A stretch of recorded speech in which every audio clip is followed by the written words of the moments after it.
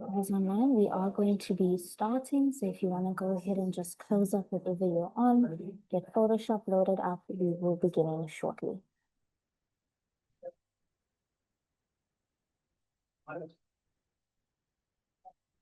All right, guys, let us close up what we are on.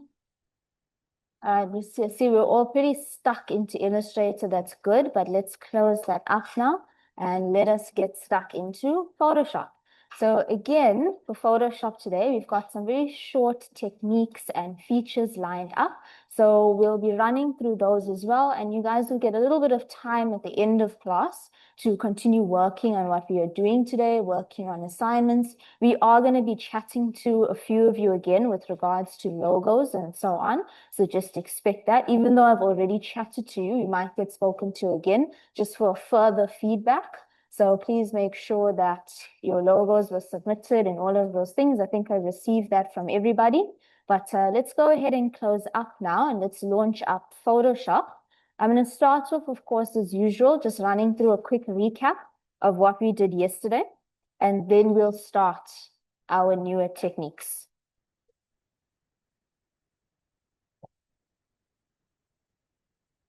All right, so I'm going to run through the process of creating gradients again.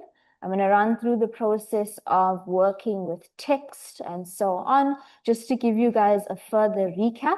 You are welcome to use the same images that we were using yesterday, or you can open up your image of your choosing from either sample pics or sample quality. Nothing specific required right now. And then after I do that recap, I'm then going to jump into African Sky and see if I can offer you guys some assistance with a few areas in that.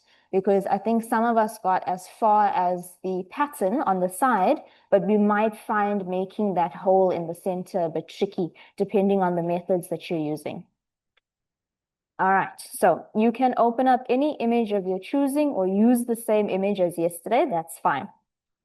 All right, let's just make sure that's on.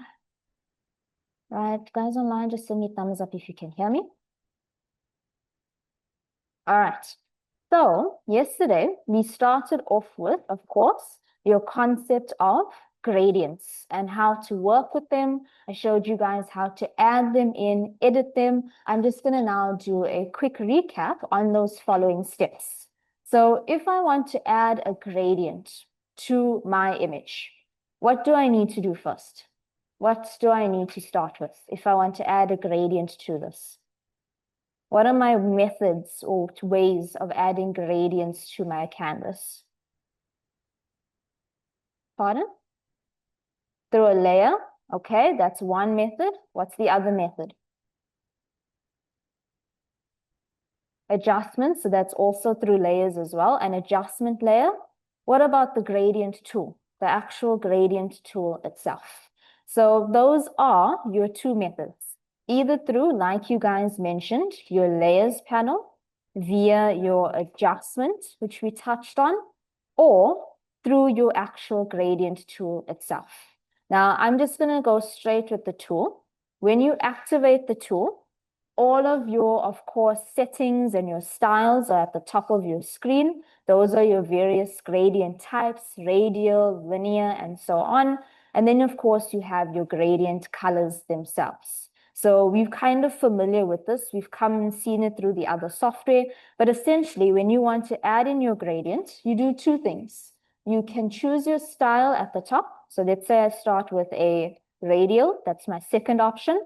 And then in my drop-down menu is where I can choose preset or pre-made gradient options, either ones that are made by Photoshop, or if I scroll further down, you guys would see the same gradients that you saved yesterday still in that list. So reminder, any swatches you create, any gradients you create, those don't disappear and they're not native just to that specific file. They carry on throughout the software itself.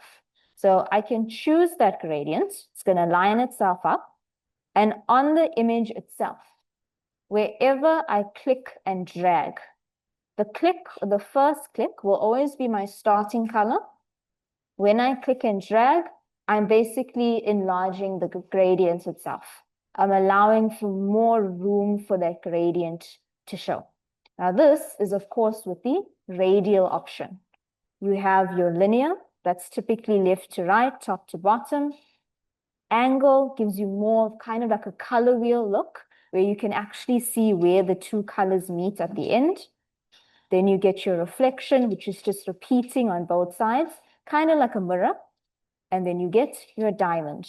Those were your few styles that you had access to. So a lot more than what you were used to in Illustrator and InDesign. You have a few more styles and color options that you guys get to work with as well. So that was your method of adding in the gradient itself. Now, if I want to edit said gradient, I want to change the color. How am I going to go about doing that? Question? Okay, I'll sort that out. Pardon? Double click in the circle in the box. Okay, you're talking about the layer. Double click on the layer itself, that little box. I mean, you weren't wrong with the other one either. So there's two methods. If you still have your gradient line active, you can double click on any of these circles to go and change the color from there. The only thing you were losing out was the ability to save the gradient at this stage. If you want to do the saving and everything from there, then, like Shreya suggested, through the layers itself, in your adjustment, double click on the gradient icon. We double click on that, you're going to get your gradient settings, exact same settings that you saw in your control bar, but should you want to edit the colors, you have to click on the gradient itself through here. So not in the drop-down menu, but on the gradient itself. When you click on that, you will have access to your colorful bar that you can then go on each little square, depending on how many colors you have. Each little square. If you double click on it, you can update and you can change the color of it. So from here, let's say I change that to purple instead. As I'm adjusting a color, it updates on the gradient itself. So you can have as many colors. If you're going for something rainbow, psychedelic, you can have 2 colors, 3 colors. You'll never be allowed to have one because that's not how a gradient works. So you will always have at least 2 color squares on this at a time. So in terms of adding your colors, reminder, you can hover your cursor underneath that bar. And if you click on it, you will get another color point that you can change. If you don't want the color, click, drag down and out. That's how you add, that's how you remove. And that's how you work with your custom gradients. Give it a name and then hit new. All right.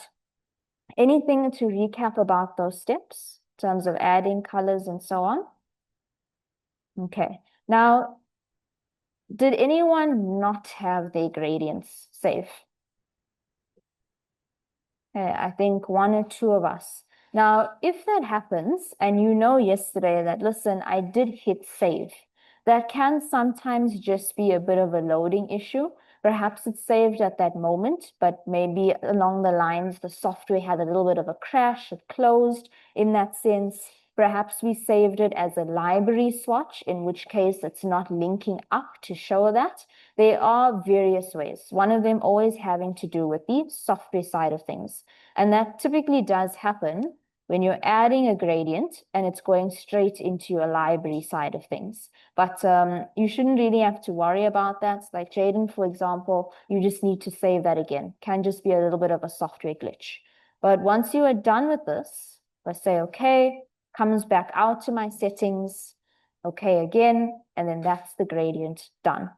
So all you need to do is take your gradient tool, click and drag across your page, adjust your colors, and change your style. That is how your gradients work. The rest of the elements we looked at in terms of gradients was just on the blending side of things and getting that to interact with an image in more creative and effective ways. All right, that's cool. Like so.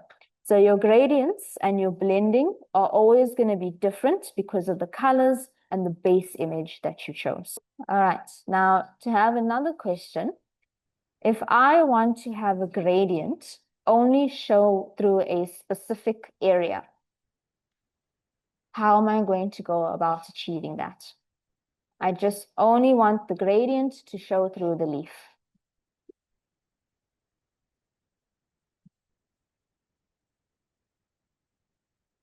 Okay, all right, so selection, and we use a selection tool on a specific area before we can go and apply that gradient. And that's always the best method. So as you both said, start off with the selection, find a tool that I'm going to use to get the best outline of this leaf as possible as I'm going.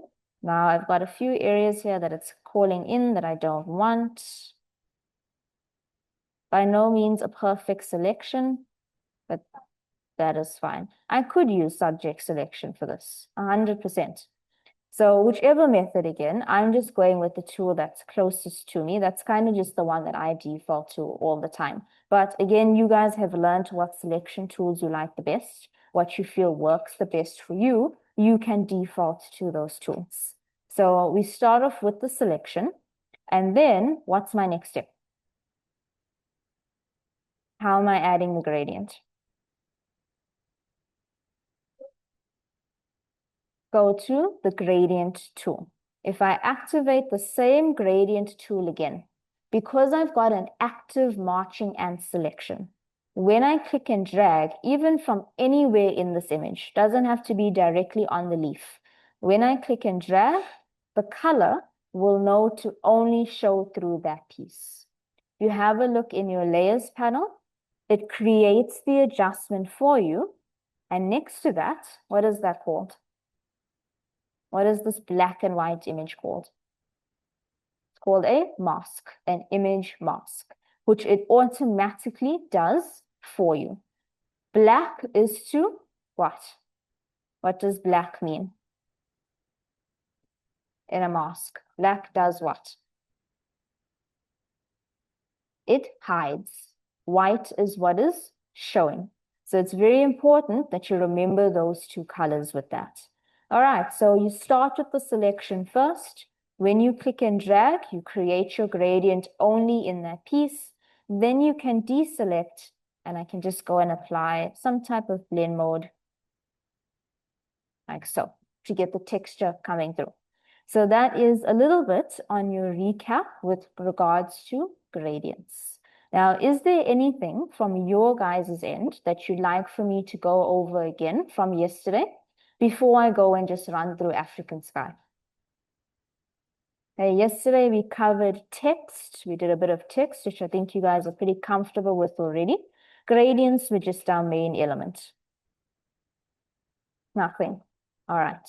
So let's jump to African sky. If you guys have that open already, I'm going to close this down. And tell me where you guys are having any issues with this. Any issues yet? Okay, what about the text? The text in general or the hole that's in the center? The spacing of the text. I have it open. Let me go to it. Yeah, Shreya, you can carry on. Okay, so you mean this little space here in the middle. Okay, that cut out, all right?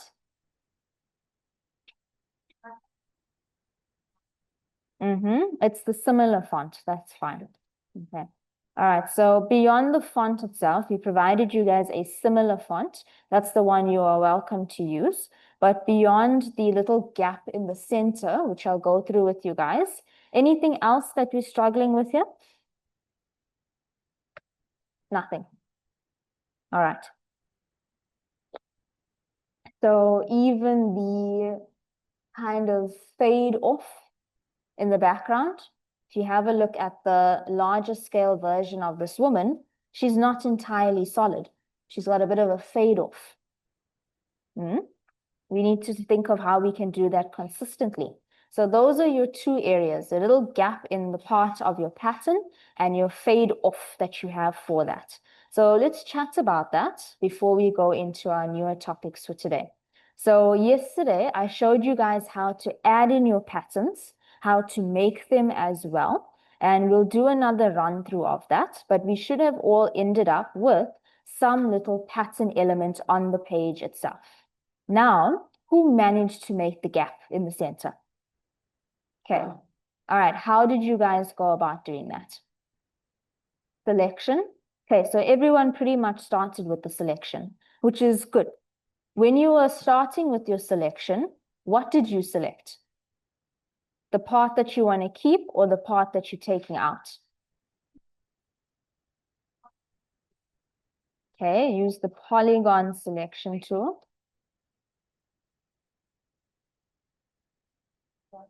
You invert it. Okay, so that's the word that I'm looking for there, and invert. So I'm going to basically take you through what Shreya's just said, which is the concept of inverting a selection. Now, to basically explain that, when you're looking at something like this, you basically need to think a little bit opposite of what you were taught.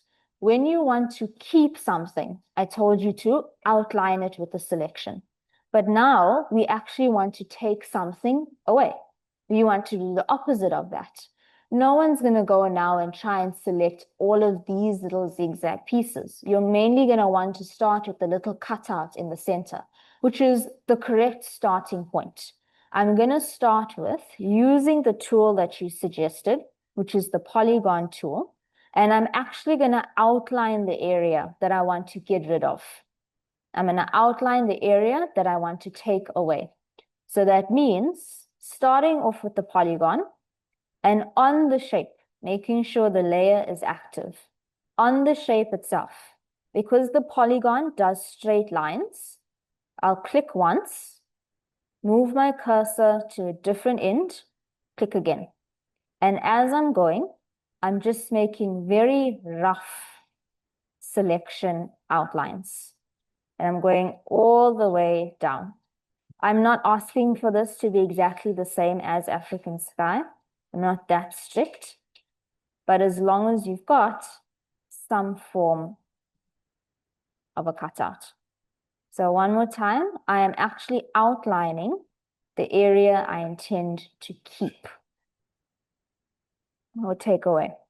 So that's going to give me with my marching ant selection. Now, if you guys haven't done this, I suggest following along with this and practicing with it, at least on some type of shape, even if you've already managed to do this.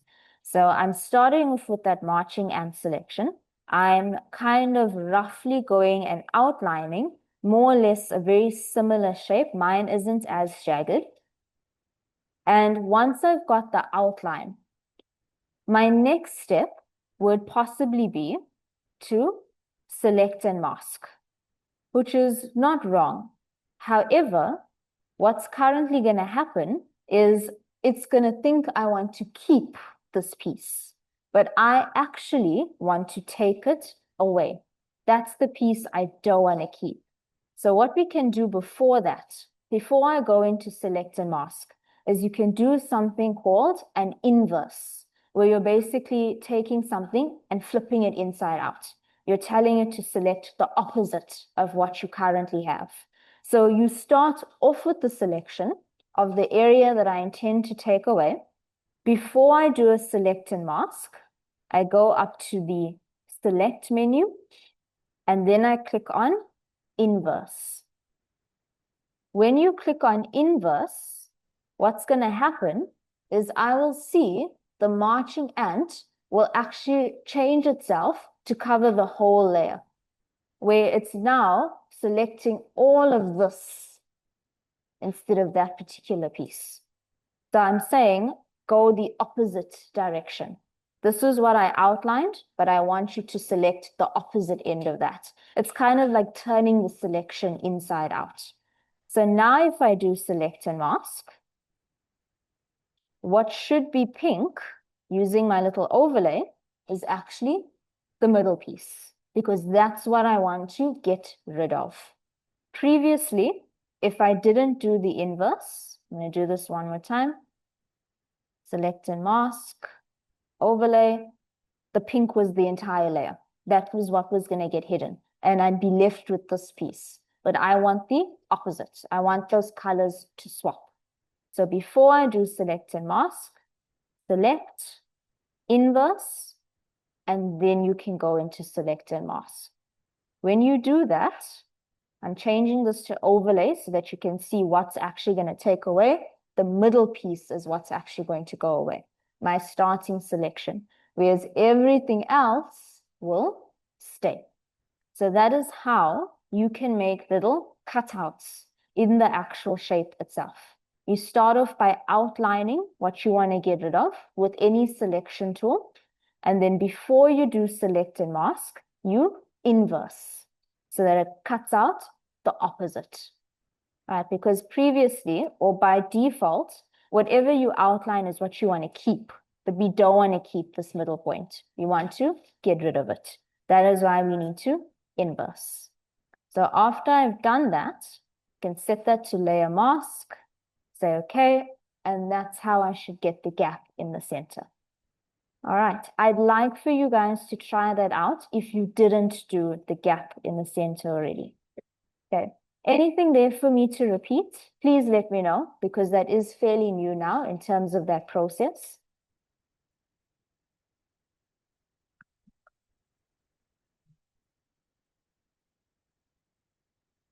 Yeah, and Corsi, you have a question, anything for me to repeat? I see you've got a new little avatar today. Kind of went through a couple of changes. First it was a cat, then it was a little dog. Any questions on your No, sorry, I just wanted to know. I am unable to hear you through the Oh, laptop that I'm currently on. can I type it down? Type it down. Okay, so any questions that you have, I think perhaps let's type that out in the chat. Just because the laptop I'm currently on, the speakers are not in the best condition, so I'm not able to hear you at the moment. Mhm. All right, guys, so that is just how you're going to go about doing that particular area. Okay, so of course you use the eraser. Nothing wrong with that. The only thing that you might run into, not for this activity in particular, but just in the future, if you're wanting to make cutouts, is that you might struggle to refine that. You need to bring a piece back, or for example, then in the razor tool kind of tends to permanently delete that. Whereas if you are using the masking method like I did, you can still go into that mask by double clicking on it in your layers and further refine the outline or the cutout itself. Whereas with the eraser tool, I think it's just going to permanently delete content instead of allowing you to come back to it and adjust it later on. With this activity, it's not an issue, but just in future when you need to do cutouts and things like that. All right. So the last thing I'm going to touch on here with you guys is just with regards to the fade of the woman at the back. So you've got two copies of her, one where she's solid color, and then one at the back where she is slightly transparent, but she's kind of got a fade off a feather.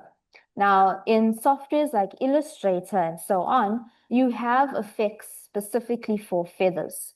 But in Photoshop, you need to kind of go about doing that a little bit more in a creative way. So if we want to do a uniform type of fade off, right? Something that starts off solid and then it fades off in a linear fashion without us roughly going and erasing that and trying to feather that on our own.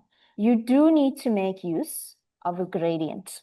So a new topic for you guys with gradients, but how to use it as a way to fade off your images, how to use it almost like a mask. What I'd like you guys to do, just for practice sake, I'd like for you to open up an image. You can actually use the same Lion King assets. Just get the background in and the lion itself. And I'm going to demonstrate to you how to use gradients for fading purposes, having an image fade out in a particular shape, in a particular direction. So I'd like for you to open these two images. You can get it from your Lion King assets.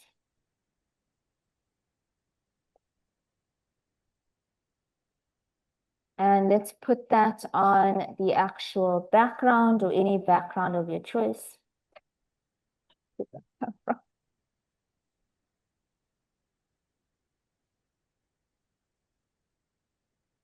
Okay, and we kind of want the whole image for this, not just one particular piece.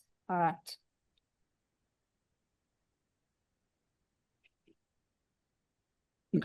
Okay, so once you guys have those two images on here, let's chat a little bit about masking, which we kind of are already familiar with, but now we're just adding a few more techniques. We're becoming a little bit more advanced. So before we can do any type of particular fade to this, we just need to understand what is a mask? What is the purpose of a mask? Now, your mask, or what a mask is essentially when you want to take something from an image. You only want that particular element. You want to remove the background. Or you are out in industry, you get supplied a range of photographs, and you only want one of the products. You don't want the entire range. You just want a specific piece. You need to do something called a mask, which essentially starts off with what you guys are familiar with, making a selection of what you want to keep. So you make a selection of what you want to keep. Now, you're not following with this. I'm just going over the starting point of this. When you make your selection, then you go into your select and mask.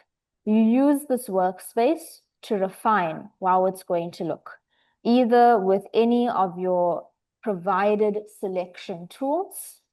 You can change your view options at the top of your screen, view to overlay, which is what I use personally, or on layers if you want to see what that looks like without the background.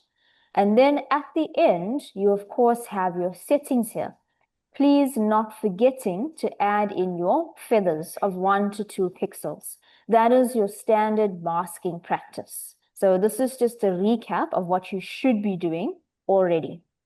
And then when you're done with that, you should end up with, oops, I did that on the wrong layer. You should end up with the final piece with the lady cut out. That is what you should be getting. In your layers panel, what it creates is the mask, which is this black and white image. That is your mask.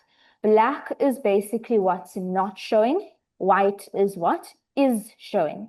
When you double click into that, you are taken back to the select and mask for that particular image, which means I can refine this. For example, I accidentally cut out part of her earring. I want to bring that pattern back.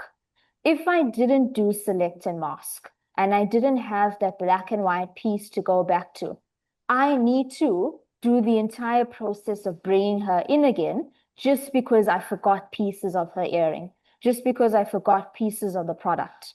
Whereas if I did it the correct way, the proper way, which is using a mask, because I can come back into this and it saves all of this information, I am able to easily add that part of the image back in without needing to go and hunt for this image again, find it in the millions of other photos that I've got.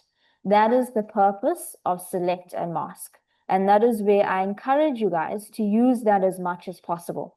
Use that in your exercises. I mean, you get marks for it in your assignment. You get marks for it in your tests because select and mask is industry processes. If you go out and you work for Mr. Price, for example, which some students do end up doing, or they go and work for Pick and Pay, all of your large brand products. If you don't know how to mask, they're going to wonder what you've been doing in Photoshop. If your boss needs you to make a quick change now in 2 minutes, but you didn't mask your image out correctly and you have to go and find that again and redo the whole process, you're basically wasting time. And these methods ensure that you don't waste that time, that things are able to go back and be edited every single time that you need to. So where we can, make sure we are using that masking. Now, I went through this again because I noticed some of us weren't doing that. We were directly taking the woman and copying and pasting her straight onto this image. We weren't doing the mask process, which is wrong. If you do that, you lose marks. Guaranteed, I'm telling you now, you're going to lose marks because masking is bread and butter of Photoshop. You can't do anything without it, just like how you can't do anything with selections. So we need to make sure we've got that down. So I've recapped this because now what I'm adding onto this is still working with masking, but I'm showing you how to fade elements off using gradients instead. So we needed to understand what a mask was first. Otherwise, me showing you how to do this is just going to go over your head. It's not going to make sense. So any questions about masking from you guys? All right. Now, on this new document that we've got with your line, we are not masking out any backgrounds. We are not making any selections. I want to use a gradient to have this image fade off in a certain direction. That's what I want to use, which means I need to have some way to work with the mask. If you want to add in a mask to a layer that you can then go and work with without needing to go into select and mask and make a selection, as long as your layer is active, in your layer panel, next to the FX button, you've got a rectangle with a circle in the middle. I'm going to go ahead and click on that. That is adding in a plain default mask, which you see with your adjustments. You see it with your filters as well. Just a plain white mask.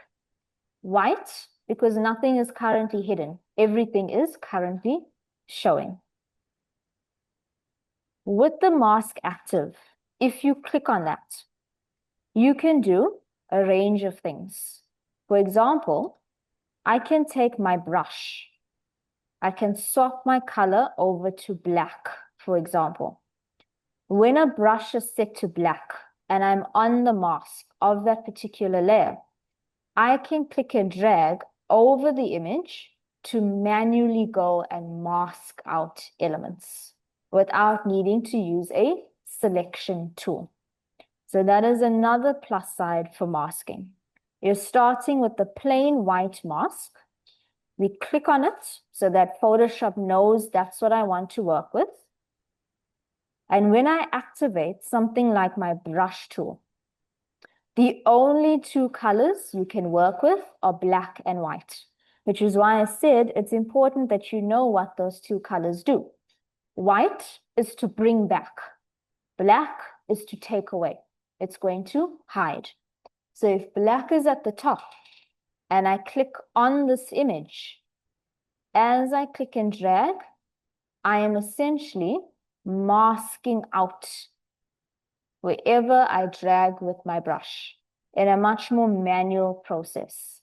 You'll see as you're painting across, in your mask, you're going to start seeing black because it's hiding parts of your image. It's taking away some of those parts. So I'd like for you guys to try that aspect out before we move on to the gradient side of things. Get comfortable with being able to target the mask outside of select and mask. Okay. And this method, of course, through this method, you guys can do a little bit more of a softer fade off, depending on the image that you are working with.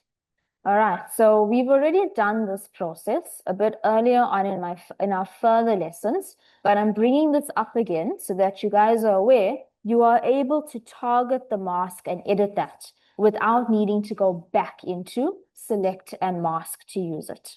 So we are all comfortable with that process. Let's incorporate some of our gradients to fade off. Now, you guys did a little bit of fading around the image. What's a quick way for me to get back to the original image without Command Z?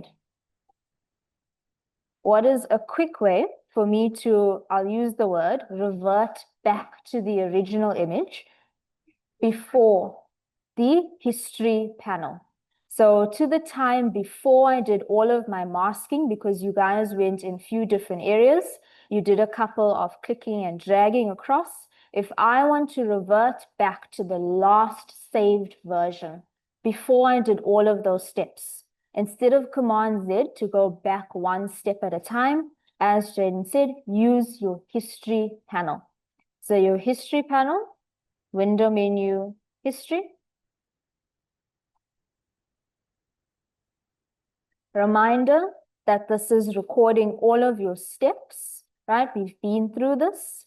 And what I can do is two things. You'll see at the beginning of your history panel, that's your starting point.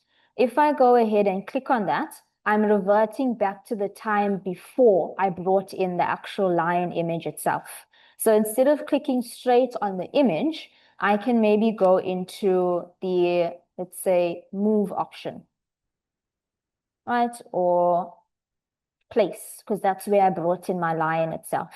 So I'm clicking on the step where my lion was unaffected before I did any of my brushing options.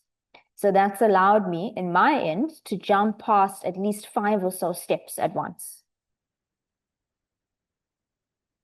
Okay, so history panel is awesome for when you need to jump back a large amount of steps, right? You need to completely undo what you've just done. You find that through your history panel. All right, so I'm gonna go back to making my blank mask because I still need that. And let's chat about your gradients. We looked at gradients yesterday for the purpose of colors, adding in fun, unique visuals to a postcard. Let's further push that when it comes to your masking side of things and seeing how we can use gradients for more, should I say, uniform fades within your design. You still need to have your mask active. It's new, it's completely empty. Everything is white because nothing is currently being hidden. With the mask active, I'm going to make sure I've selected that. It's got its white outline around it. I'm then going to go ahead and select my gradient tool. So similar concept, select the mask, select my gradient tool. Now, if you have a look at your gradient bar at the top, you should still have your colors, your rainbow gradient that you did previously. Are those colors that you use to mask? Your reds, your purples, and your pinks? No, you need black and white. Those are the two colors that you need, black and white. Black to hide, white to show. So what we can do is in your gradient drop-down menu, if you go into basics, you guys should have pre-made black and white colors for you to swap over to. So I'm just going to swap over to one, like so.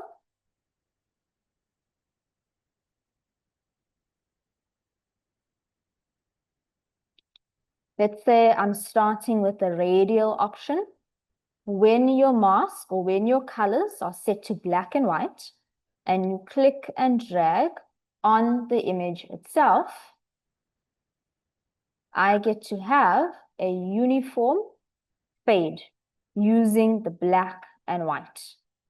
Click and drag, a more softer uniform fade off. Again, black is going to hide, white is going to show. So we click and drag across like so. So choose a black and white color on your page, click and drag. Okay, cool. So you got it. It's transparent. And that's just because you don't have another background underneath. You've just got this image. There's nothing to basically see through it. In my case, I have 2 layers there. I have an image behind that already. So that's why you're not seeing anything. The same Lion King background here. That step again. All right, so to repeat that step again, your black and white is what you're using. Pay attention to the order of your colors. If black is first in the gradient, then that means that's the color that's going to go down first. So in that case, wherever I click, black will always be set down first. That means it's going to start to hide. It's then going to transition into white, where it will keep the pixels. So because I've got a black to white transition, I can get a much more uniform fade rather than me trying to go in with the brush and brush that out on all four sides. I can swap this over to radial, for example. When I click and drag, black is being set down first, hence why the lion face is actually being hidden. As the white introduces itself, it starts to get more solid and solid until eventually I see the rest of my image. So as long as you are on the mask itself, because you're working with black and white for masking. When I activate my gradient tool, you work with black and white, click and drag, and I can get a more uniform fade. If you are not on the mask and you still have your lion selected, then all you're doing is just putting a black and white gradient. That's all you're doing. You're just using the color part of it. But to use it for fading purposes, have the mask selected and then click and drag with your black and white gradient, like so. Okay. So when it comes to African sky, that image of the lady in the background where she's got a bit of a fade at the top of her head, for more uniform fade, I would suggest using a gradient because that's going to give you a straight fade instead of something wonky with the brush. Yeah, there you go.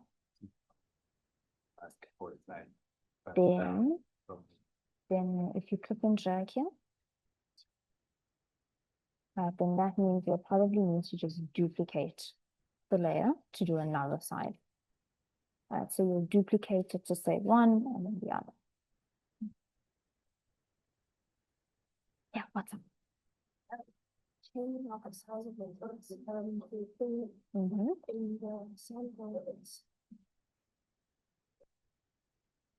It's larger. It's larger.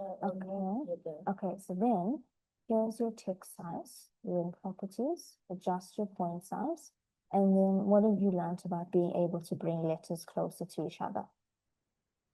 You need to adjust one of your values here. Bring them closer. Okay. All right. All right, guys. Any questions about that?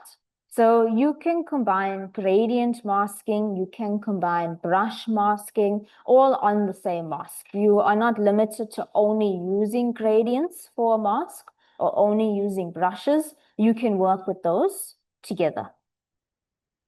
All right, so what I'd like us to do before we head out to break is I want to go over patterns again with you guys on how to make them, how to add those in. What I'd like for you to do in your sample picks quality, I'm just going to navigate to that. Under training, in your sample picks quality, you are going to open up two images for me. One of them is going to be called flames, and the other is going to be called model, which is the picture of this lady in the red sweater. All right, so in sample picks quality, you're going to open up two images for me. We're going to do this before we head out to break. One of them is called flames, and the other is called model. Okay. And you can pretty much guess what we're going to be doing here. We're going to be taking the pattern from the flames, so the whole shadow, the form, the lighting, and we're going to transform that into a reusable pattern that we can then put up onto t-shirts, which is what we're going to then apply to our model image. So this is going to serve as a little bit of a recap for you guys with regards to patterns. So to start off first, how do I make a pattern? I need to make a selection of what I want to convert to the pattern. Does it require a specific type of selection, or can I use any tool? Does it require a specific selection tool, or can it use any? You have to use your rectangular selection. If you try and use anything else, like object select, elliptical, and so on, I'm just going to undo. You may be hit in some cases with where it says no, can't add it, can't define it. For example, the option is completely blanked out, even though I've got a selection. So specifically with taking parts from an image and turning that into a pattern, you have to use rectangular marquee. There's no negotiating, you just have to use that. I'm going to activate that, and then I'm going to make a selection of the area that I want to turn into a repeating pattern.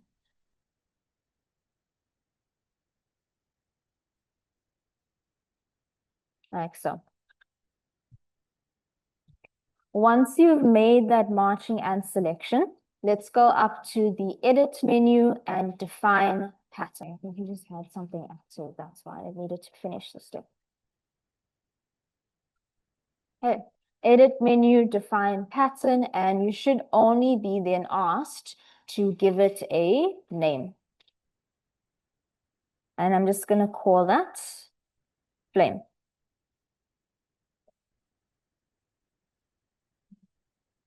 Okay. Once the pattern has been made, starting with a rectangular marquee, edit, define pattern, it is now basically saved into your system.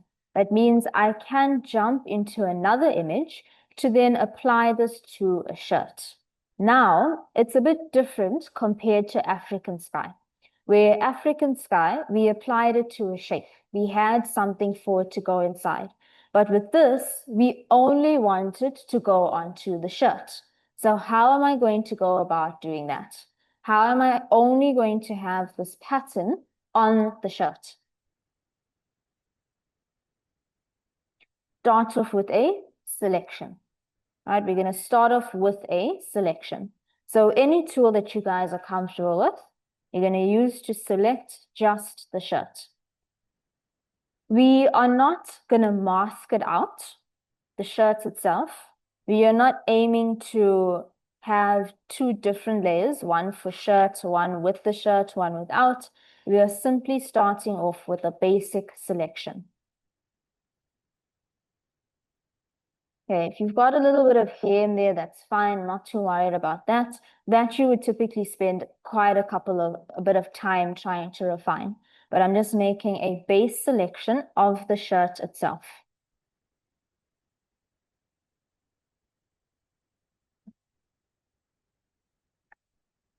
After your selection is made, to apply a pattern to that selected piece, you're going to apply it via the layers panel.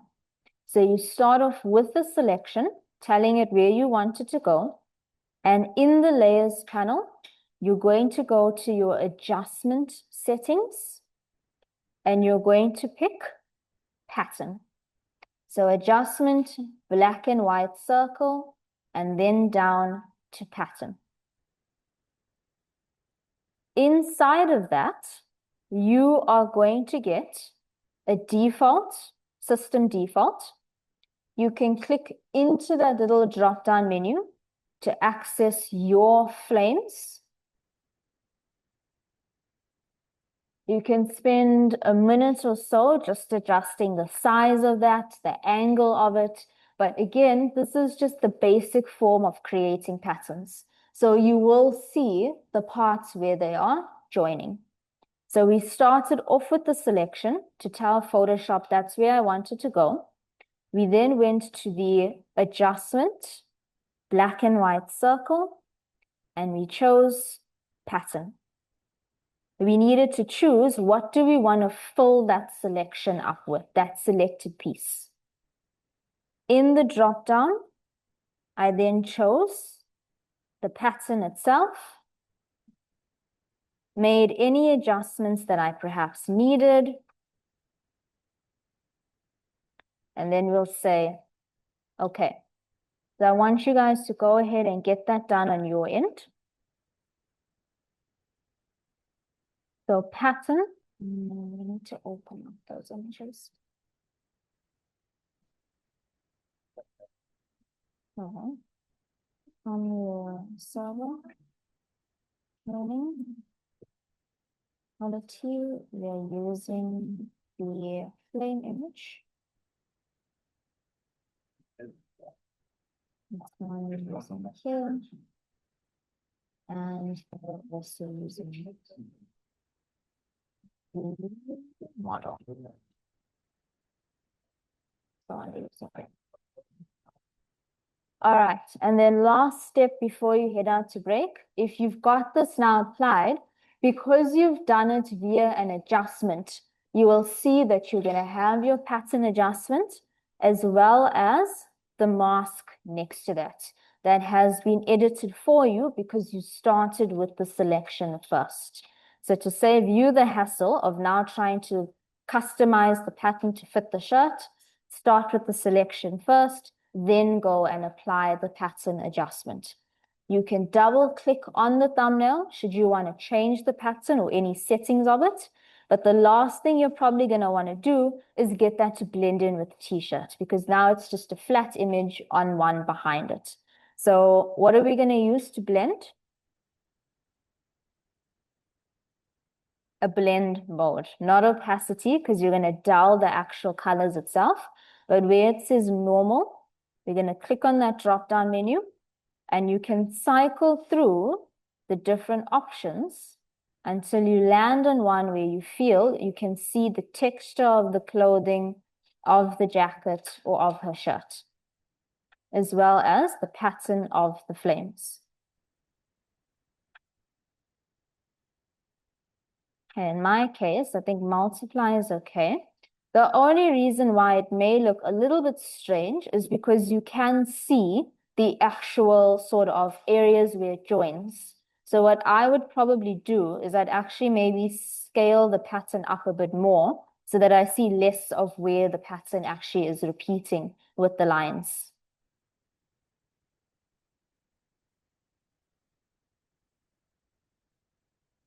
Something like that in that sense. So the blend is being applied to the pattern, not the image underneath. You always apply the blend to what's sitting at the top, because that is what will then interact with whatever's sitting underneath. All right, any questions about that process? Okay. Once you guys are done here, you can go ahead and take your break. You don't need to save this file, but if you would want to, you can call it patterns. And I'll see you guys at around past. All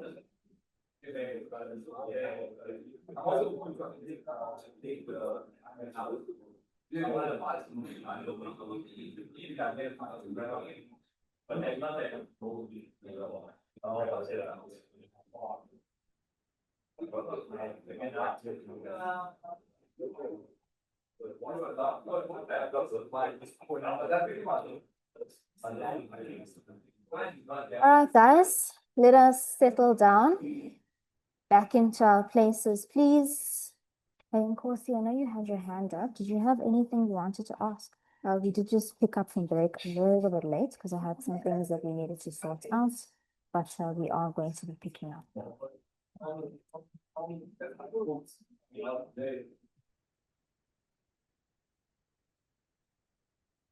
Oh, I did not forget about you guys. It's okay.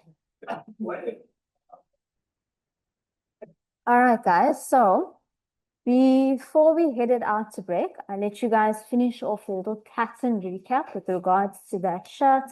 And so now you guys are aware of how to add in patterns, or at least extract them from images, how to make them and then apply them onto a specific area. So that is now just a little bit of help with some new techniques, new topics, but also where you can use that within your exercises. So I've gone through and just done one or two areas there with African sky with you guys. So the rest of it is, of course, in your hands. What we're going to do now, again, like I said, we had a few creative techniques that I'm going to go through with you guys, a bit more on the artistic side of things as well, where we're going to take a look at some painting techniques to get you more familiar with the brush tool and how that works, just the basics of that. We're going to go through a little bit on collage making as well. That can suffice as something helpful for perhaps your mood boards, just a bit more on image compositions. And then we'll be looking at a few more retouching tools. So the previous day, not yesterday, but the day before, we went through an entire skin retouching process. We went through healing tools, tonal tools. I want to introduce a new section that you can also combine with those particular categories. So that is what I have in store for us for the next hour or so. So to start off, I think let's chat a little bit about the brushes side of things with that. Let's go ahead and open up. We're going to create a new file. We're not going to be opening up an image, but rather we're going to create a new file. You can keep your habits that you've developed, go straight into print. And with your settings on the side, now I know we haven't been making blank pages. We only did it once when we were working with Melon Girl. For this, there still isn't much here that we need to chat about just yet, besides just giving this a name. Let's call this symmetry.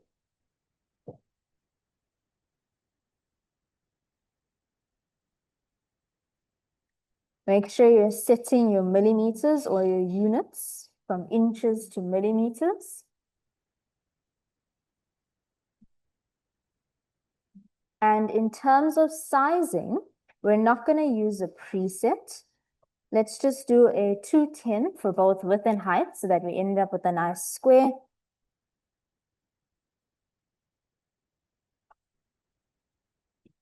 And I did say resolution is something we're going to be chatting to quite soon. So we're going to leave that as is. But right now you are only concerned with the width and height as well as the units and the name of this document as well.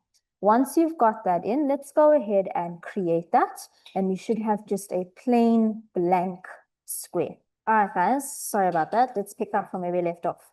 All right, so this is particular with your, again, painting side of things with your brushes. So this is, I've kind of already introduced you to how to work with brushes, how to use them. So we are already familiar with how to sample colors, where to find the brush tool, and also how to work with things like the size of the brush, as well as the hardness and softness. In fact, some of these brush settings, we kind of saw them and worked with them when we were using our retouching tools. But to come back to actually using the brush for art purposes, for drawing purposes, and less on the retouching, there are a few other techniques that you can work with this. For example, one of the things I'm going to point out to you is the use of symmetry and being able to create symmetrical patterns. Perhaps you want to make your own pattern from scratch. Symmetrical designs where things need to be even on each end. Little, how can I call it? I think they're called mandala designs. Those types of tiled floors that you see. That is where your symmetry comes into play. So how this technically works, or how this works, is you activate your brush tool. You set up your brush settings, whether you're working with a soft brush, a hard brush. You adjust the sizing of this as well. I'm just bringing my brush up to 100 because I'm not using this for editing purposes. I'm using this for drawing purposes. I'm then also going to set up my color. So I kind of have the same color that I used with the studio image, which was that peachish tone of her skin. I'm actually going to change that. Going to double click on that, and I'm going to set up two colors for myself. Perhaps a neon sort of blue, and I'll do another one.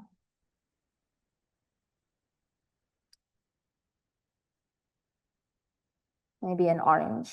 Those are going to be my two colors. So as with anything brush related, you do want to be able to have two colors on hand with this.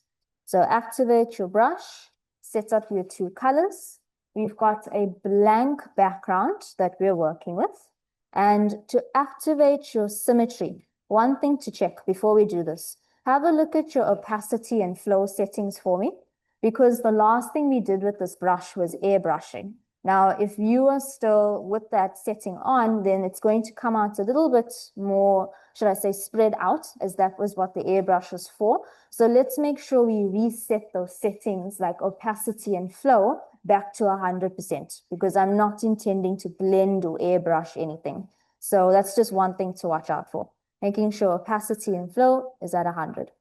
Once you've sorted that out, in your control bar, right towards the end of your settings, you have what looks like a little butterfly with a dashed line going through.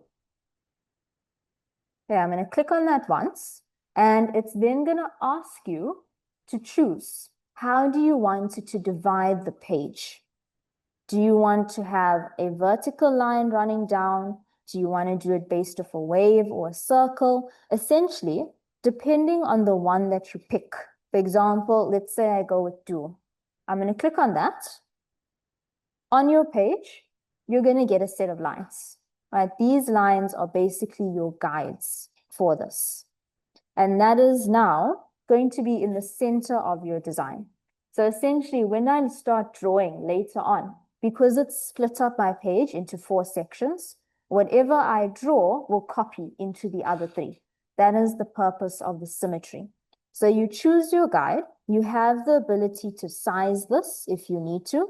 But essentially, once you've chosen your guide, if you swap back to your brush and you start drawing on your actual page, whatever you draw is going to copy itself into those 3 extra areas. Or depending on the guide that you picked, maybe it's the 1 extra area. So to revise again, you go into your butterfly with your dotted line running through. You choose the way you want to divide the page. So you have quite a few options. Let's go with basic dual. I'm just going to scale that. You're going to swap over to the brush. Once you've got the guide in place, swap over to the brush. You should see the lines depending on the symmetry that you chose. And then, depending on which side you start to draw, as you start to draw, it is going to duplicate into those respective areas. So let's say I go in with a little bit of orange. And that's how you yourself can create your own little symmetrical designs. I've shown you guys how to take something and to apply it as a pattern or convert it as a pattern. So if you want to make your own little interesting tile designs, this is what I would suggest. Okay. So whatever you were drawing in any of those sections, depending on what you're working with, that is going to repeat. And that is specifically a brush setting. So what if we combine this with a little bit of our adjustment layers? I'd like you guys to stop with the pattern you're currently on. And I'm actually going to just undo this until I get back to my blank page. This is what I want you to do. I want you to create a gradient across your page. So remove the pattern that you've just created, go via your history panel and revert yourself back to the white page and add in a gradient across this. Your gradient is colors of your choice. Okay, so any gradient of your choice. And I'm just going to put up an example up here. All right. And essentially, what I want to eventually do is I want to use our knowledge of masking and working with brushes for masking, and also combine that with symmetry to create some really cool and interesting color designs. Being able to use symmetry to make these almost like mandala type tile effects, where whatever I draw in these little compartments are going to copy across. But because we are familiar with things like gradients and masking, I want to now combine that together to create almost like this multicolored spiral techno graphic or design that I've got going on here. So this includes symmetry, and it also includes gradients, but making use of the masking side of things. So how you're going to go about doing this is on your gradient that you have created. What you're going to start off with first is, of course, a white mask. We want to slowly reveal the color through the purpose of symmetry, which means my entire gradient should actually be blocked out. It should be hidden. And then I want to go and slowly start revealing parts of this. So what color do we know when it comes to masking is going to hide parts of the image? Black. We need to basically fill this entire mask with black. Now, I could go with a brush and just paint black over the entire thing. I could do that. But if you have a mask active in your layers panel and you go to edit, fill, edit menu, fill, you should be able to, from the contents, set that straight to black because we want to fill that entire mask layer with black. So select the white mask in your layers panel, go to the edit menu and choose fill. That with black. Now, please make sure your mode and your opacity is all default, 100% opacity, mode is set to normal. And what you should see when you do this is your gradient disappears, but your masking becomes black because now we've essentially hidden that. So that is step number one, to add in our gradient and then through the purpose of masking, just to go and hide the entire thing.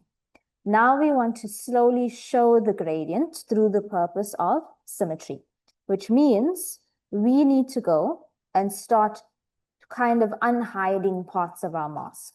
We need to start introducing the white part of it.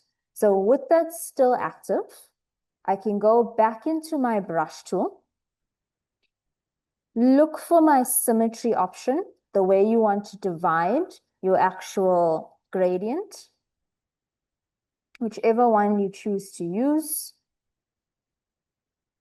All right, so I'm just going to scale that.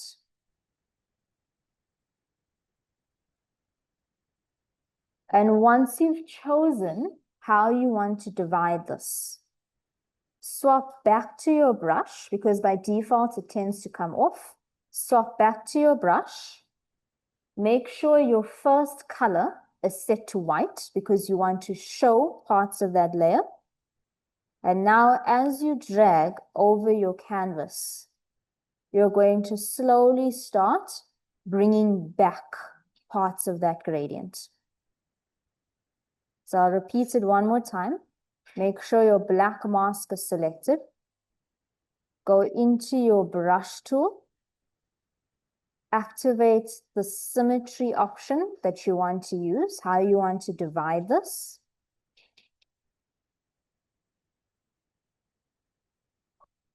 Once you've got your guide set down, swap back to your brush. Again, all while making sure you are still on the black mask. And with that still active, but now with your brush tool active, you make sure your first color is set to white so that as you drag through this, you're going to slowly reveal parts of the gradient. And you'll actually see it reflect on the mask itself. And you're just clicking and dragging to draw that in. So it has to be done with white. This is the time where you're not really getting the option to choose which colors you're bringing across. That's all dependent on the gradient itself. Your airbrush is actually off. Then why it's like that is you go to your brush setting, your hardness is set to 0.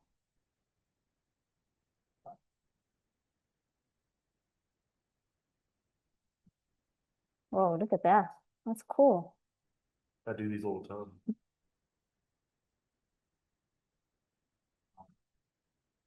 Oh, that's awesome. It kind of looks like a little chip. I think getting like technology vibes from this. Okay. Okay. Maybe if it was like more on the brownish orange side. Yeah, no, but yeah, cool. Oh, that's awesome. That looks perfect. You guys are kind of showing me up here, not gonna lie.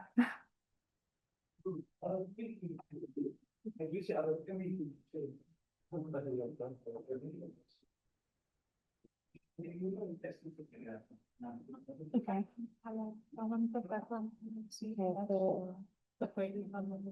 So this, we said we're gonna go to edit. Oh, and we need to set that to black. the whole thing. You set it to black, you're hiding it. That's what we start off with. Now, with that still active, you've got your symmetry here. You've got your brush. You have to work with white because white is going to show.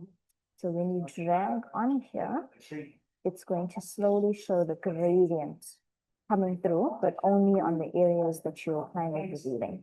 You can think of it like, you can think of it as like a raising. So you said fill. Yeah, but we've already done it now because we needed to make that black. Oh, okay, this Yeah, you guys are so much better. Mine looks like an exposed nerve. All right, cool.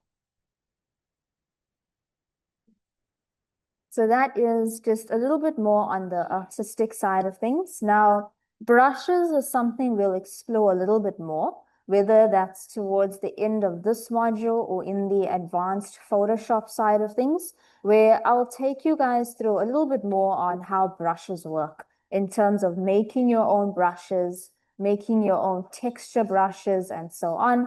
But for now, what you guys are going to be comfortable with is just the process of adjusting size and hardness and poking around in some of the actual brush types that you are offered. I mean, you've got quite a few drawing-based brushes where there can be a little bit of texture, and depending on what you're working with, like something like this. Oops, I'm gonna say okay. All right, so I'm actually just gonna do it on a new layer. All right, so something like a texture brush. Make that a bit stronger. Yeah, that's the smudgies. So you just have to read that instead of what I did. Yeah.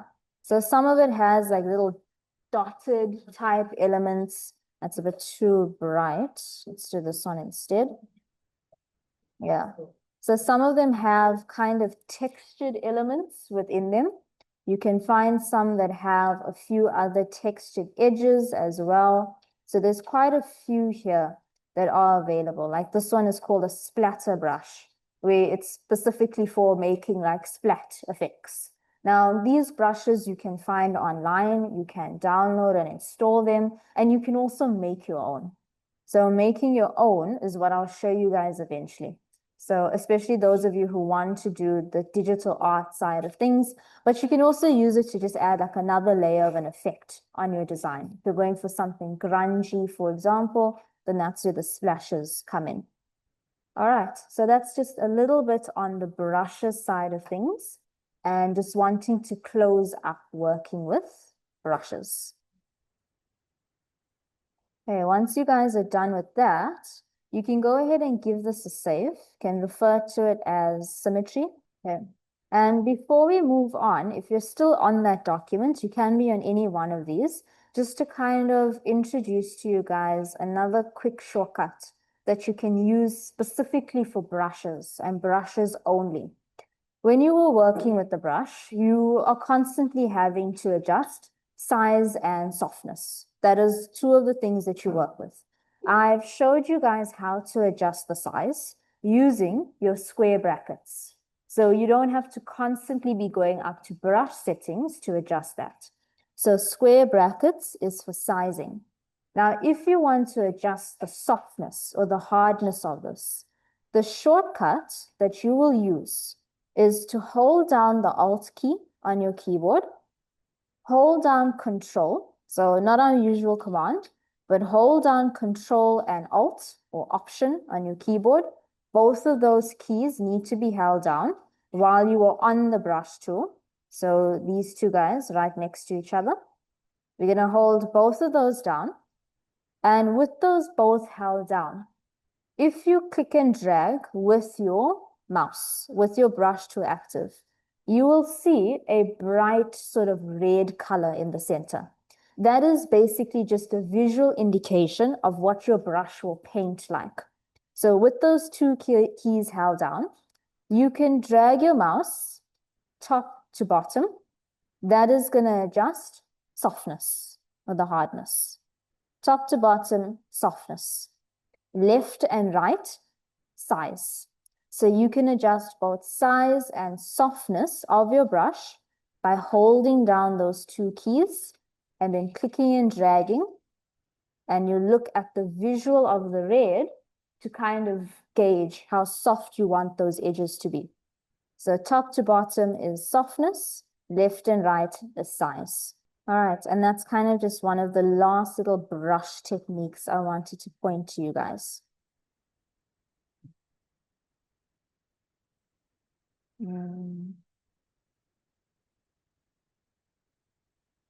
Okay, if you guys are done with that, let's go ahead back onto our training folder in sample pics quality. Now this I'm kind of gonna largely leave up to you guys in terms of visuals that you want to use. But I'm just gonna show you how you can kind of create a little collage effect here. This is mainly for blending and, should I say, mood board askew images, where you want more softer fades between them and not an actual composition that you're trying to make. So I'm leaving your images that you choose up to you. You're gonna, of course, pick some that go quite well with each other, but I'm starting with the skyscraper image. So you're finding your pictures from sample pics quality. If you want to use the same images, you can if you'd like, but you are welcome to pick your own. So you always start off with the base image. That's going to set the size of your collage. Then I'm going to open up my second image. I'm just scrolling up until I find it. This is going to be my second image. And I kind of want to create just a bit of a blend between the two images. I'm not trying to take her eye and mock it up onto a sign or a billboard to make it look realistic. I just want to kind of make some type of, it's referred to as a technique called like photo bashing, where you take different pieces from different images to create something new. I want to create just a bit of a fade between multiple images, much like how you guys are putting together your mood boards within Illustrator. But now you can see how to do it in Photoshop. So I start off with the base image. I find the next image I'm going to use, and I'm going to copy across the entire image. Copy across the entire image into that base. Yeah, Nkosi, you had a question?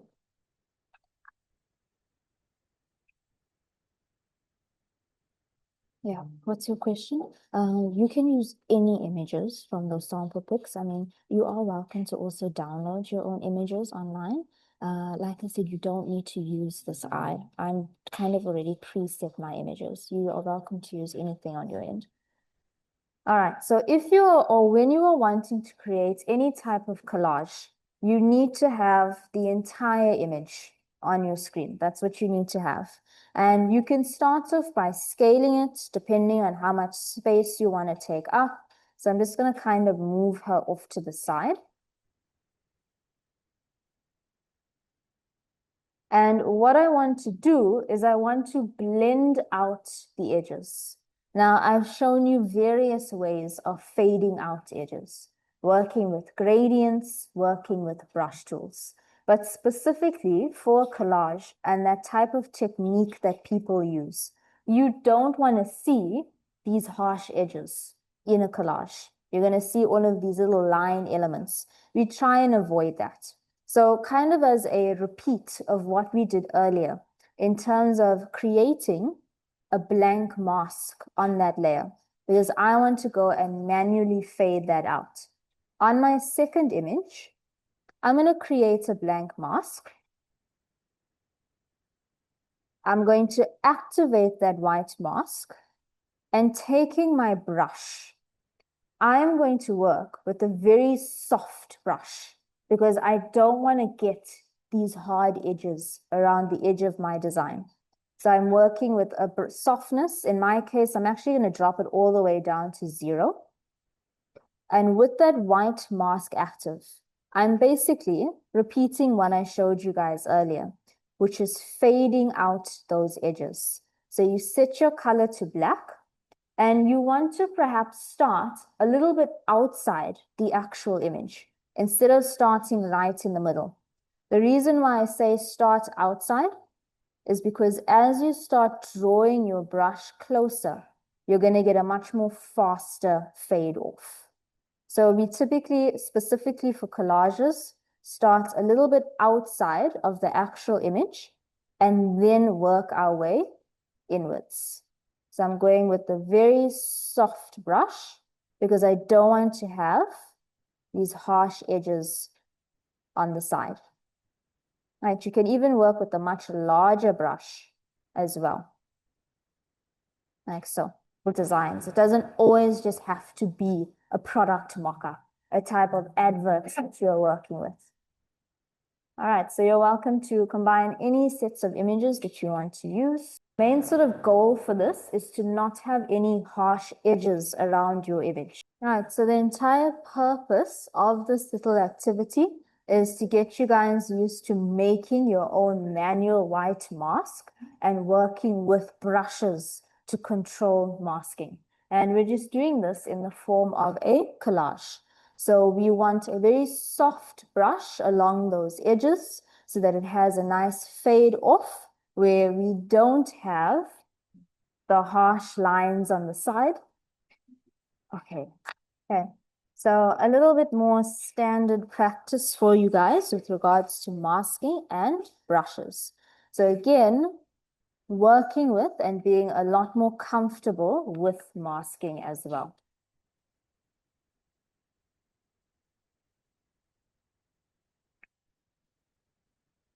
Why judging me? Why judging me? You taught me. I wish. Sure. All right.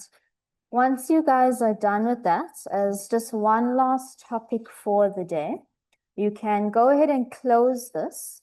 If you're saving this, let's go ahead and save this as a collage. So when you're creating collages, you can make use of a soft brush for masking. I saw some of us incorporating gradients in terms of the masking. That's good. So there are various ways to do that. So even people who are creating little mood boards in the sense, they would use this type of technique. All right, so let's go ahead and close that. You can file, save as if you'd like, and we're going to call that collage. Make sure if you are saving this, you're setting that to Photoshop. I'm just going to go save this on my end.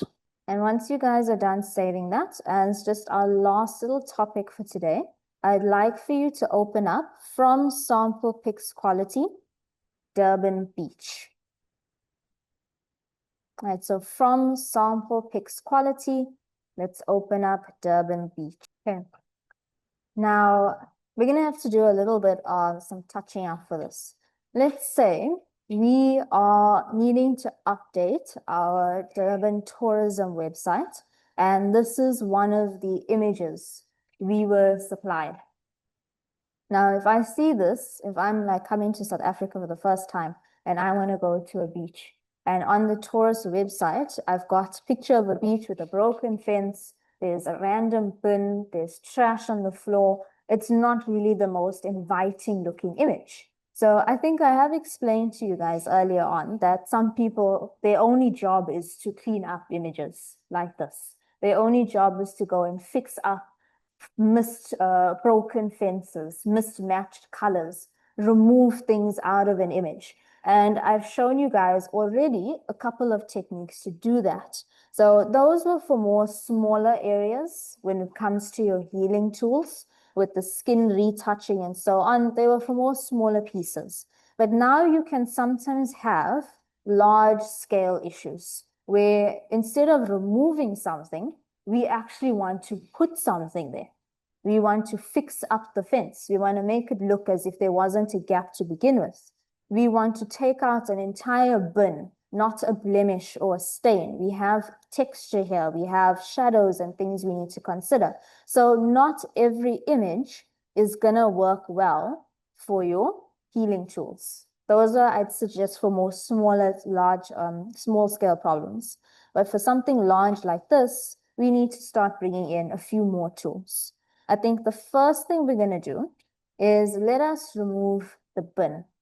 Let's take the bin out of this so that we can safely fix up our fence. Now, there are various ways that you can go about removing this. You can make use of AI to remove this, or you can make use of, and one of these topics I brought up already, content aware. And we looked at that for expanding an image, where I did tell you for expanding, it wasn't your most favored option now. But when it comes to removing things, content aware still works pretty well. You start off with making a selection of what you want to take away.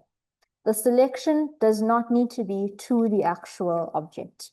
I'm going to use my lasso tool, and I'm kind of just roughly going to select around the bin.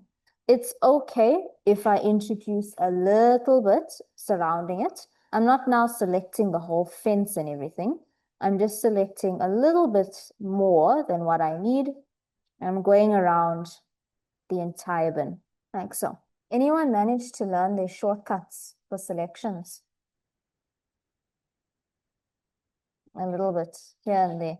So I'm sure now you guys should be more than used to making selections, more than used to adding selections, taking away. If you are feeling ready to introduce some shortcuts to that, I can pass that on to you. But essentially, when you are on a selection tool, let's say you want to get rid of a piece. Instead of swapping to the subtract option in your control bar, you can introduce shortcuts. If your setting is already set to add, where you can only add to a selection, but maybe I actually want to clean up this area a bit, I can hold down Alt. When you are on a selection tool, if you hold down the Alt key, you swap yourself over to minus, which means as long as that key is held down, when I drag around a particular area, I'm actually saying don't select that. So Alt, and it works for any selection tool, by the way, not just the lasso tool, any selection tool. Holding down Alt or Option will take away. If you want to add to something, so right now I'm already set to add, so it's not going to work. I'm just going to swap myself over to minus. If you want to add to something, but you are currently set to the subtract, hold down Shift instead. So holding down Shift will swap your selection tool from minus to plus.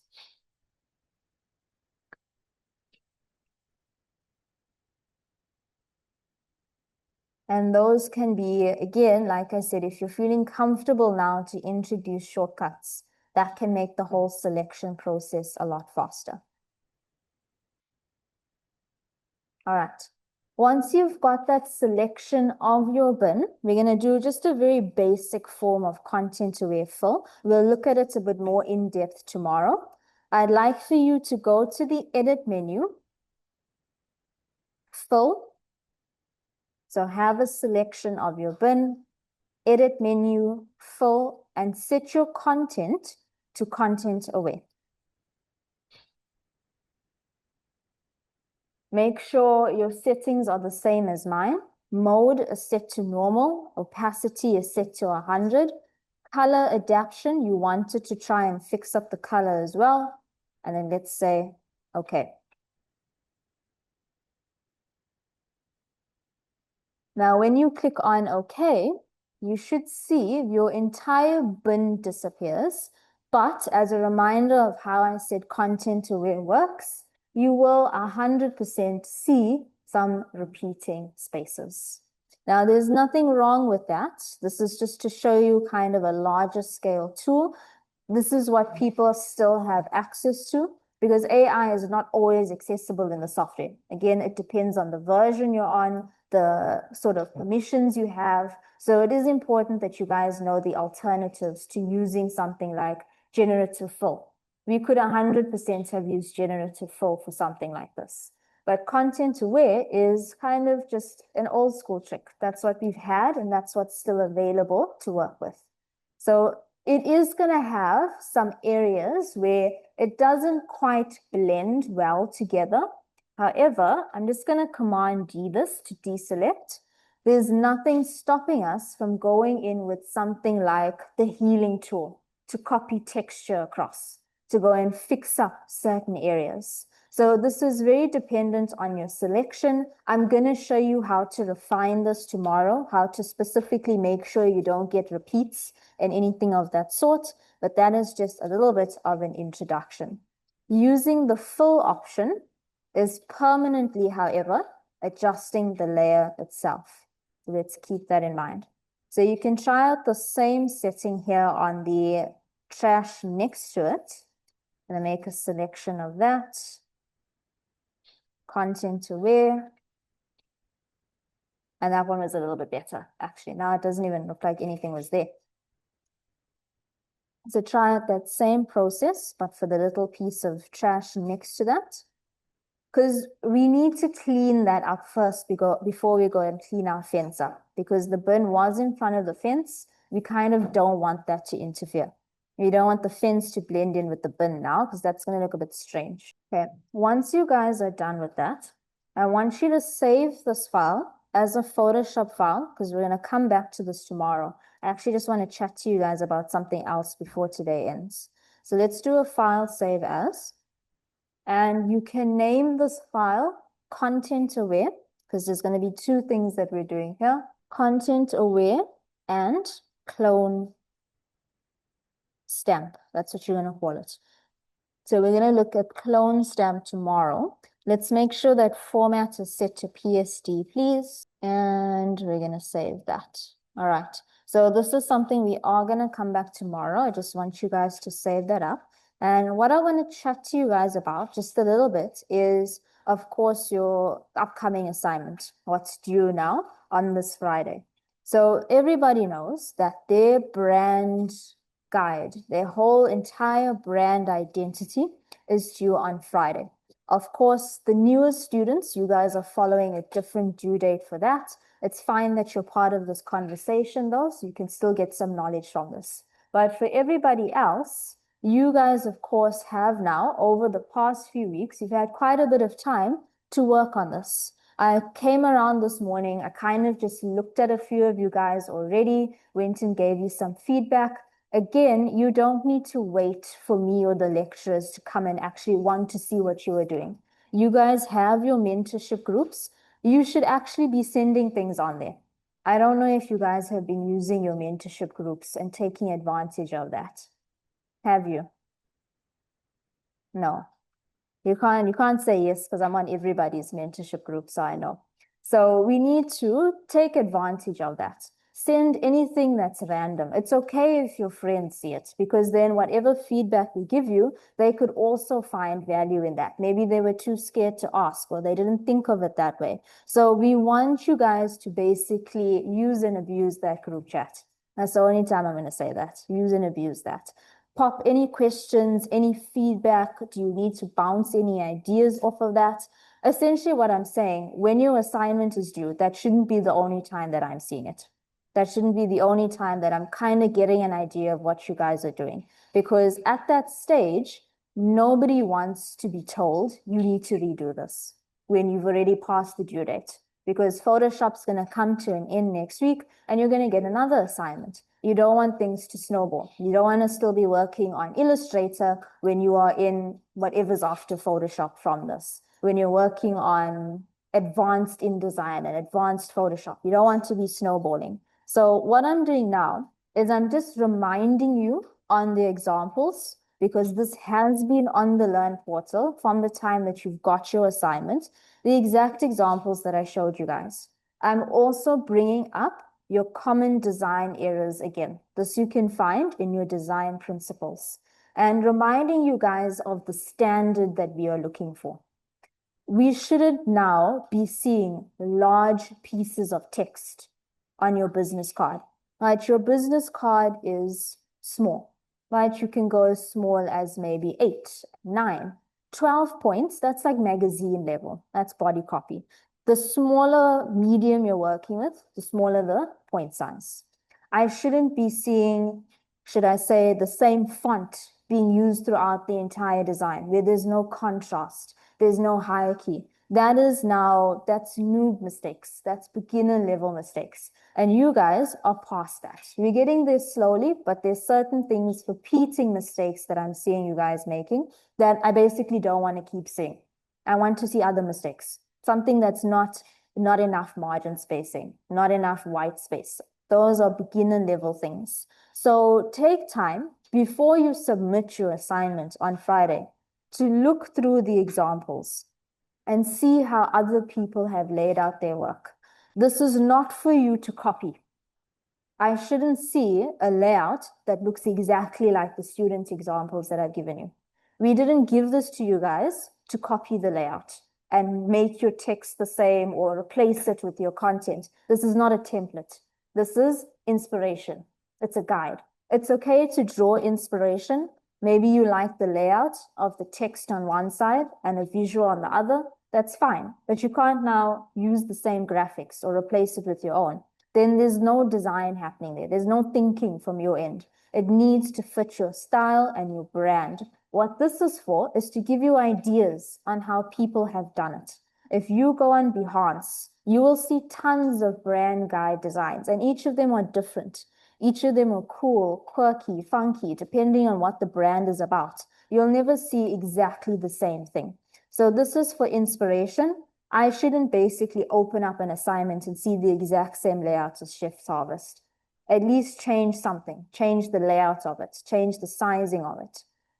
This is mainly for you to pay attention to where design principles were used.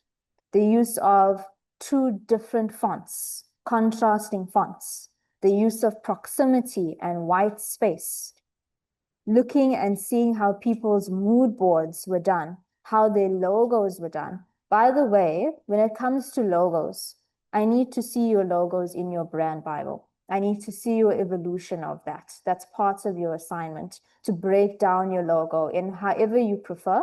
Reason why I'm saying is because some of us didn't provide that for the previous assignment. We didn't provide an explanation for your logo and what it's about. So we need to make sure we're including things like that in here, because the guide is not something the customer is going to see. This is not for the general public. This is kind of for in-house use, where your designer needs to know exactly what colors you're using, what variations of logos are allowed, what's not allowed. Where did this logo come from? What are the little pieces meaning? Where can I use it in another form of my design? That is what this is for. This is something that you guys can come back to for your next assignment. If you don't remember your font, you don't remember your colors, this is what it is here for. So being sure to include your mock-ups as well, or your designs. I had a question earlier on if you have to create realistic mock-ups for it. The answer is no. You do not need to make these hyper-realistic mock-ups. However, since you are shown Photoshop, you know a little bit about it. If you want to take a little bit of extra time to try it out, although I haven't gone through the entire exporting process, nothing is stopping you guys from actually trying to figure that out on your own without waiting for me. You are welcome to, since you know the software. So again, not required, but you are welcome to. All right, so all of these examples are here. Make sure your files are set up correctly as well. Your business cards, look up business card ideas. Look up what business cards are done out there. That's not saying all of these business cards were perfect, but they're here for inspiration. And another thing, your business card does not need to include symbols of a phone, a website, and an email. I'm just kind of putting that out there because I see a lot of us were doing that. And if you are doing that, you need to make sure it's nice and small. It can't be large and disproportionate. That is not a visual that needs to catch attention. And nowadays, I should hope people know what a phone number looks like, what an email looks like. You hardly see those being used. But if it is very small, it's sleek, and it's in line with the information. It is not large and taking up space. Maybe change the color of it as well to match your brand. It's not a must. Some people have it, some people don't. One of the common things I was seeing when just looking around is not spacing out your information correctly on these business cards. I was seeing names way too close to the end of the artboard. Leave that space. I don't know why you guys are so afraid of space. We tell you not to take up the whole page. You should be trying to take up as less space as possible. Have enough breathing room. Make sure you're not working with inconsistent alignment. And please, please, for the love of God, if you are putting text on background images, make sure I can read that, because I'm seeing quite a bit of that as well. In fact, don't have an image in the background entirely. Have it off to the side, have it fade off. You never see on business cards people actually putting full high quality images. It's either some type of logo element or some type of illustration or icon. It is never the actual product that they have on there, because that is not what a business card is for. It's not advertising. That is for contact information. So keep that in mind as you guys are designing. Look at these examples and the standard that we expect from you guys, and look at your common design errors, because all of this is what I've been speaking to you guys about already. Padding, spacing, stroke outlines on text. We actually don't want to have outlines on text. That's like the biggest crime that you can commit, putting an outline on a piece of text, especially body copy. We don't want to have that. Too large pieces of text, use of incorrect alignment or inconsistent alignment, having all caps, too many fonts. Some of us are having the issue of not enough fonts where there's only one. At least change the color of something, change the size of it, make sure they contrast. If you're using a thick, bold font for a heading, use something small and thin for your subheadings or for your contact information. That's a very easy way to achieve contrast. And I think that was actually one of your questions for your test as well, in terms of fonts and what you're choosing. So make sure we are doing that and we are reading through this as well. Okay, I'm sure you guys are tired of hearing me say this and go through this. I'm tired of saying it as well. We want to stray away from these. It will take time. Not saying we need to be 100% perfect, but consistent issues with alignment and padding is what I am noticing amongst us. And just being afraid to actually try out different fonts and having different types of fonts in the design. Okay, so I thought I'd just kind of consolidate with you guys to give you that final push and remind you of what I am looking for and what I am expecting from you guys. And it should also be something that you want for yourself as well. You want to have good up to industry standard designs. You want to at least start getting there. So take that into account. We'll do another check-in with you guys tomorrow as well during the morning. And then of course you have the Friday where that's going to be due. I know some of us are probably planning to stay behind now in the afternoons to finish that up. We do have classes between today and tomorrow, so you will need to be on the opposite ends of the room for that. All right, any questions about that? Okay, so we are going to end here for today. I'll see you guys tomorrow where we'll pick up with that Durban Beach, and we're going to have a little bit of a chat on resolution and so on now, because that's coming to kind of towards the end of Photoshop for you guys. All right, and that's just with quality of images. Cool, so I will see you guys tomorrow, same time, same place. Enjoy your afternoon. Yeah, in Corsi, so mentorship groups, you will actually be notified on that when we have our next mentorship meeting. So you have already been put into a group. I think you're actually part of my group. But essentially that typically happens on Fridays where you split up with a specific lecturer and we kind of just check in with you guys, see what's outstanding, offer assistance. It's kind of almost like a smaller group of people that we chat to. So that typically happens on the Fridays. That's why I mentioned it. All right. So you will, of course, be included in our next one. Don't worry about that. All right. You guys are welcome to log off. Enjoy your afternoon.